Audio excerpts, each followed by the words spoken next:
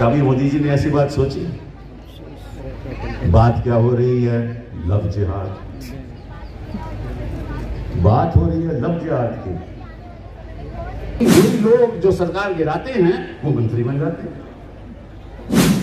बेइंसाफी का खून इनके रग में दौड़ता है, क्योंकि बेइंसाफी के साथ ये सत्ता चला रहे हैं। इसलिए है ना, वो जब हिंदुस्तान के नक्शे को देखती है ना, बड़ा विचित्र नजारे से देखती है। पत्रकारों के खिलाफ आप कार्रवाई शुरू कर रहे हो, उनको बंद कर रहे हो, यूएपीए में बंद कर रहे हो। स्पीकर आपका, कोर्ट की कोई दखल अंदाजी नहीं। 8 ऐसी सरकारें हिंदुस्तान में गिराई गई, मेघालय में गिराई गई, मणिपुर में गिराई गई, उत्तराखंड में गिराई गई, मध्य प्रदेश में गिराई गई, अभी महाराष्ट्र में गिराई गई, कर्नाटका में गिराई गई, अरुणाचल प्रदेश में गिराई गई, गोवा में होने नहीं दी। कभी सुना है ऐसे किसी भी लोकतंत्र देश में कि इलेक्शन के कोई जीत के आए तो आप खरीदो फरोख्त करके सरकार ही गिरा दो? ये कौन सा कानून है? और कोर्ट भी चुप रहते हैं। तो ये राजनीतिक अन्याय नहीं है। तो संविधान ने कहा था कि आपको राजनीतिक न्याय भी मिलेगा, सामाजिक न्याय भी मिलेगा और आपको आर्थिक न्याय भी मिलेगा। ये किस किस्म का राजनीतिक? और वही लोग जो सरकार गिराते हैं वो मंत्री बन जाते हैं। मतलब कि आप डिफेक्टर भी बनते हो और मंत्री भी बनते हो। ये कौन सा कानून है? आप इस कानून को रद्द क्यों नहीं करते? मेरी छठी मांग, एक मिनट बेटा, मेरी छठी मांग कि जो आदमी डिफेक्ट करके दूसरी पार्टी में चले जाए, ताकि मैं कांग्रेस से जीता हूं मैं बीजेपी चले जाऊं, या बीजेपी से जीता हूं कांग्रेस में चले जाऊं, तो उसको 5 साल इलेक्शन लड़ने की इजाजत नहीं होनी चाहिए। उसको 5 साल कोई पब्लिक पोस्ट नहीं मिलनी चाहिए। उसको 5 साल पार्लियामेंट से, असेंबली से बाहर रहना चाहिए। उसको 5 साल ना कोई पब्लिक पोस्ट मिलनी चाहिए, ना कोई पब्लिक सेक्टर, और ना कोई सपोर्ट गवर्नमेंट से मिलना चाहिए। देख लो, अगर मोदी जी ये कर दें, कल से कोई डिफेक्शन नहीं होगा। लेकिन ये करेंगे नहीं, क्योंकि इनकी बेइंसाफी इनके रग में दौड़ता है। बेइंसाफी का खून इनके रग में दौड़ता है, क्योंकि बेइंसाफी के साथ ये सत्ता चला रहे हैं। किसी को खरीद लो, किसी के घर आप सीबीआई पहुंचा लो। अभी इनको क्या लगा था कि लालू जी वहां बिहार में क्या हो रहा है, ये सोच रहे थे कि भैया वहां तेजस्वी साहब और जेडीयू इकट्ठा हो रहे हैं ना, तो कुछ पुराना मुकदमा, फिर उसको, लालू जी को मुख्यमंत्री छोड़े हुए कितने साल हो गए। अभी इनको याद आया कि उनके घर पे छापा लगेगा।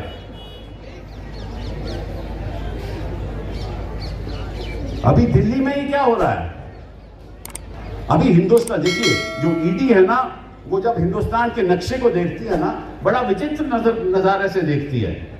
वो केवल वही स्टेट्स देखती है जहां विपक्षी दल की सरकार है। वहीं पे उनको लगता है कि रास्ता यहां आसान है, और जहां भाजपा की सरकार है वो तो रास्ता ही बंद है, वहां तो ये जाते ही नहीं। तो ईडी के हिसाब से, ईडी के नजरिए से हिंदुस्तान का नक्शा एक अजीब नक्शा है, जहां ईडी जा सकती है, जहां ईडी ने जाना नहीं, जहां सीबीआई जा सकती है, जहां सीबीआई ने जाना नहीं। तो ये एजेंसी किस लिए काम कर रही है? विवेक जी ने अभी बात की थी, तो मुझे एक छोटी सी बात याद आ गई कि समझ लीजिए कि संविधान एक गाड़ी है, 4 पहिए वाली गाड़ी है, ठीक है ना, उस पर ड्राइवर मोदी जी है। एक पहिया उसका पार्लियामेंट है, वो उनके कब्जे में है। दूसरा पहिया उनका ये इलेक्शन कमीशन है, वो उनके कब्जे में है। तीसरा पहिया एग्जीक्यूटिव, वो उनके कब्जे में ही है। चौथा पहिया जुडिशरी, वो कोशिश कर रहे हैं कि कब्जे में आ जाए, ठीक है ना। और वहां जो रेख देख करने वाला है वो ईडी है और सीबीआई है। तो अगर ड्राइवर सभी में कब्जा कर लेगा ना, तो गाड़ी जब चलाएगा तो ईडी कहेगा कहीं भी चले जाओ भैया, कहीं भी चले जाओ। सीबीआई कहीं भी चले जाओ, किसी के घर पे पहुंच लो। ये किस किस्म का लोकतंत्र है? ये किस किस्म का लोकतंत्र हम बनाने जा रहे हैं? कैसा भारत हम बनाएंगे आगे के दिनों में? क्या होगा हमारे बच्चों का, हमारे ग्रैंड चिल्ड्रन का? कहां से इंसाफ मिलेगा? और इंसाफ की हम जो देख रहे हैं ना अदालतों में, वो क्या हो रहा है? हम आप सीबीआई के कोर्ट में चले जाओ, ईडी की कोर्ट में चले जाओ, मतलब कि आप सोच भी नहीं सकते क्या हो रहा है। न्याय की बात तो छोड़ दो, हम तो लोगों को कहते हैं कि साहब आपको बेल नहीं मिलने वाली। कौन बेल देने वाला आपको? मैं किसी जुडिशरी के खिलाफ बात नहीं कर रहा, लेकिन जो लोग सोच रहे हैं वो ऐसा सोचते हैं कि साहब हमें तो बेल नहीं मिलेगी। तो अगर न्यायालय के बारे में लोग ऐसे सोचने लगे तो फिर बचा क्या लोकतंत्र में? आप ही बताओ, क्या करेंगे हम? मतलब कि एक पीएचडी पीएम की नौकरी के लिए अपनी एप्लीकेशन देता है, पीएचडी। एक एमबीए ड्राइवर बनना चाहता है। ऐसे ऐसे उदाहरण हैं, चाहे वो उत्तर प्रदेश हो चाहे वो मध्य प्रदेश हो। किस किस्म के हम एजुकेटेड क्लास प्रिपेयर कर रहे हैं कि उनको नौकरियों की तलाश है, वो पीएन और ड्राइवर बनने के लिए तैयार है।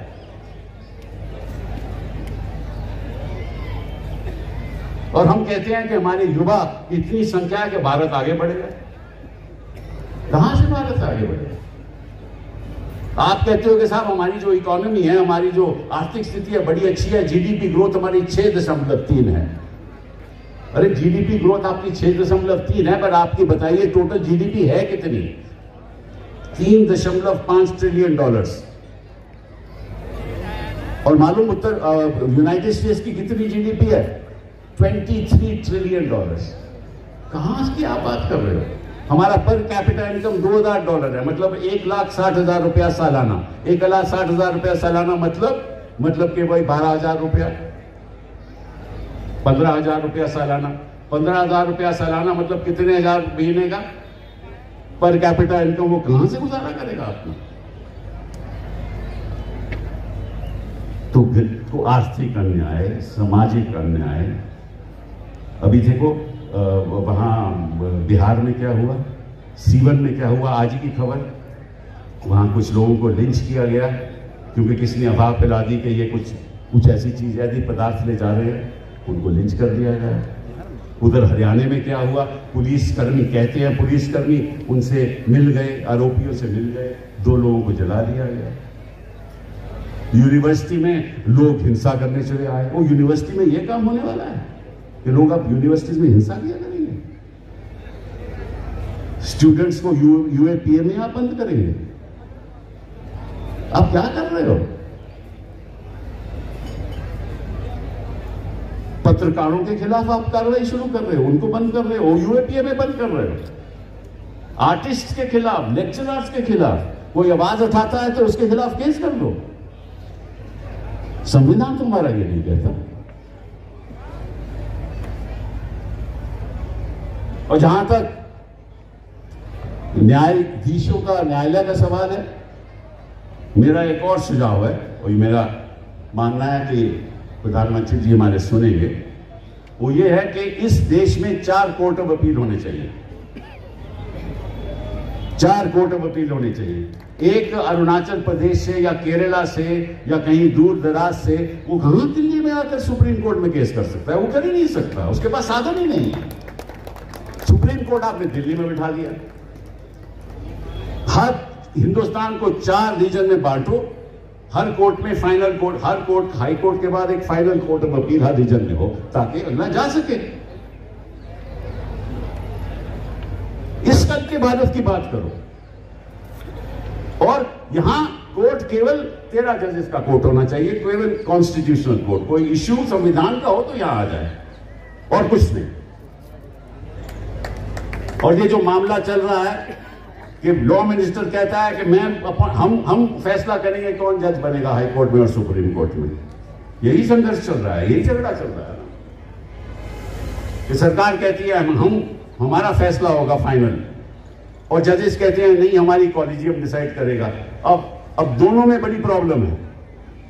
सरकार को होना नहीं चाहिए, उनका फैसला फाइनल फैसला नहीं होना चाहिए, और जिस तरह से कॉलेजियम चल रहा है मैं सोचता हूं कि वहां भी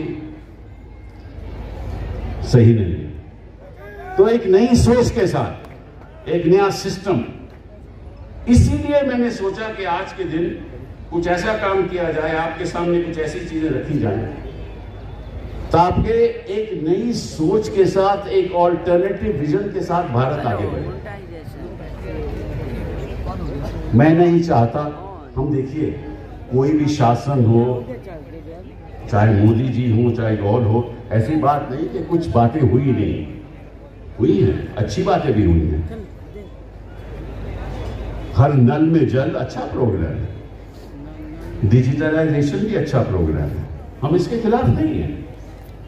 कुछ और भी अच्छे प्रोग्राम है, लेकिन ये प्रोग्राम एक तो इनकी गति थोड़ी कम है, बट वो छोड़ो बात।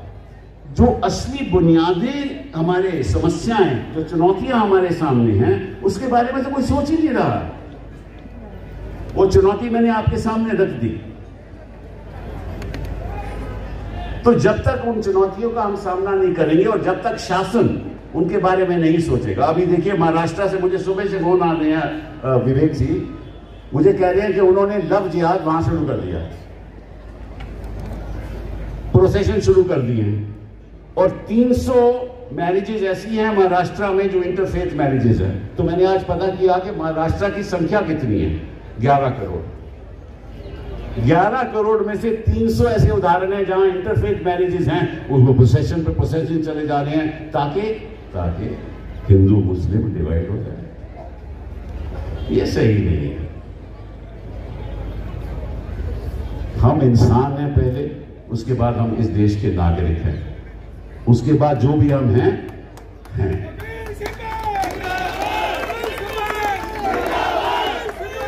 हम नहीं चाहते कि किसी देश के नागरिक के साथ धर्म के आधार पे, जाति के आधार पे कोई भी अन्याय हो। अगर होगा तो मैं और विवेक जी खड़े होंगे उन लोगों के लिए।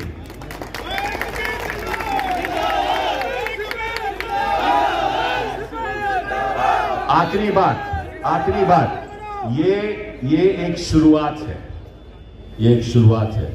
हम आग्रह करेंगे हर बार एसोसिएशन से, हर प्रदेश में हर बार एसोसिएशन से आग्रह करेंगे कि आपके लोग इंसाफ के सिपाही बने, हमारे एडवोकेट्स इंसाफ के सिपाही बने, और जहां जहां भी अन्याय हो रहा हो वहां जो अन्याय है उसका विरोध करें, और अगर अदालत में लड़ने की जरूरत पड़े तो अदालत में लड़ें।